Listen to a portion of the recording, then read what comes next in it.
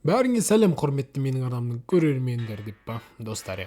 3-4 күн бұрын мен сұрақ-жауап видеосын жасаймын деп пост қалдырған болатынмын. И сендер біраз сұрақ қойып кетіпсіңдер. Сол сұрақтарға жауап беріп кетейін бүгін. Кеттік. Сразу айтам, мен сценарийсіз ұрып отырмын, сондықтан арасында тупить ету мүмкін. Так что сойдет. Анимацияны қандай приложениемен жасайсың және анимацияны неше жасында бастадың? Анимацияны мен Adobe Animate программасымен жасаймын. Уже көп рет айтып отырмын. Ал анимацияны мен 13-14 жасында бастаған болатынмын. Дәнекерлеуші оқуын таңдауың не себеп? Біріншіден ата-анам айтты және екіншіден болашақта өзіме керек болады деп таңдаған болатынмын. Өмірімдегі ең үлкен қателік ақшаңның барын елге айту. Үлкен сюжеті бар анимация жасаған келе ме? Әрине жасағым келеді. Ол тіпті қазір жасалып та жатыр. Өзіңді номер бір аниматорым деп санайсың ба? Әрине жоқ.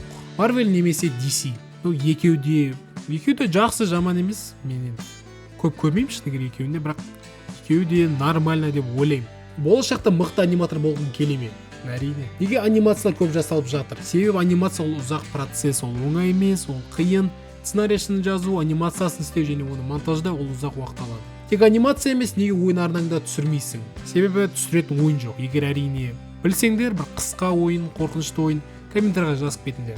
Ойнап көретін болады. Қай қазақ аниматорын бұрыннан танисың? Бірінші рет мен аниматор болып бастағанда мен Нуранетпен бірінші танысқан болатынмын. Және кескінге кіріп, тағы да бір талантты адамдармен танысқан болатынмын. Ағылшын аниматорлардан қайсысын танисың?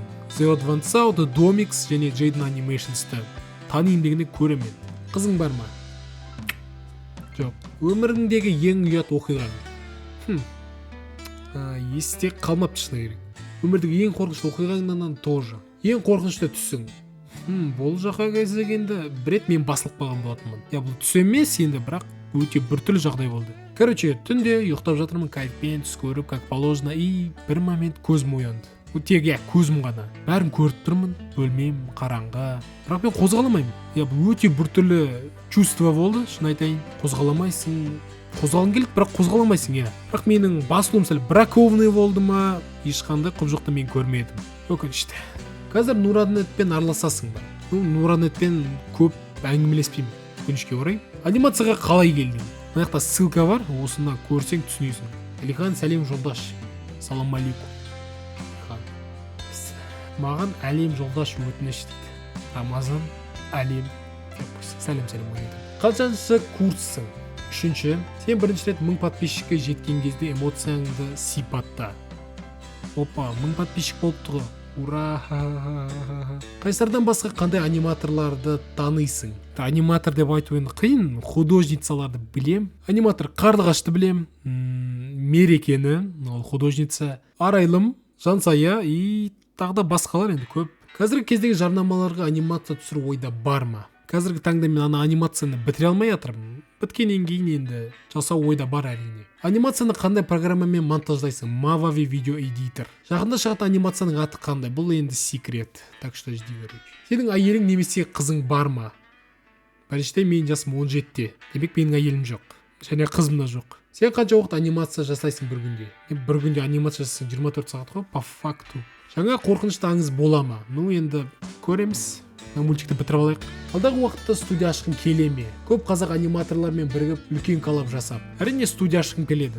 Көп анимациялар ойда бар, жасағым келетін, бірақ енді студия ашуда оңай емес қой. Ал аниматорлармен бірігіп коллаб жасау деген енді ол қиын. Біреуі жасамай қалады, біреуі микрофоны қояды, біреуі создырып жібереді дегендей. Сондықтан бір аниматормен коллаб жасаудың өзі қиын, короче. Сенде қандай компьютер? Шүкір Алла, нормальный компьютер. Ал соңына ең қуғанский комментарий десек те болады.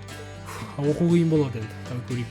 Егер де сен маған керексің ғой, маған керек емессің деп жатыр едің ғой, мә деген сұраққа қандай жауап беретін едің? Ой ететін мен. Ха жазғанда реакция қандай болады? Примерно осындай. Күніне қанша уақыт анимация сурет салуға отырасың? Салуға отырмаймын, себебі уақытым жоқ деген. Қашан менімен бірге қатарынан 5 темекіні тартып алып анимация істейсің? Мен темек шекпеймін ғой, сап дейді. Мен неге анимация істемеймін, білмеймін. Сен неге анимация істейсің, білмеймін. Майбалдар мен мысықтар төбелессе не болады? Жаман болады. Бізге көрсетпеген жұмыстарың бар ма? Бар болса көрсетші. Көрсетпей кетеді. Қызың бар ма? Жоқ болса иә болса жоқ. Значит, я деймін ғой. Жоқ, короче, қайын демеші. сол қолыңмен сурет салып көрші, салмай. Бернау, дай Бернау, вырың көрсең не істейсің? Сәлем көрші ойындағы. Әйелің бәрі ма? Жоқ. Әскерде неше түрлі тіршілік иелері бар, білмеймін. Магазинде қанша уақыт отырасың, дофига, күніне неше рет етесің. Осындай комментариялар болды бүгінге. Арасында бір қуғансыз комментариялар болды, шыны керек. Болды емес, болады обязательно. Осындай адамдарға айтқым келеді. Неге үстейсіңдер? Мен нормально сендерден сұрадым. Сұрақ қойыңдаршы деп. Осындай сұрақ бола ма? Жабай десе ренжисіңдер, тағы. Ебальниктар. Жақсы, осымен мен де аяқтайын. Сіздермен болған мен Олжас Тоқыбай, каналға тіркеліп лайк басуды ұмытпаңыздар. Сау болыңыздар.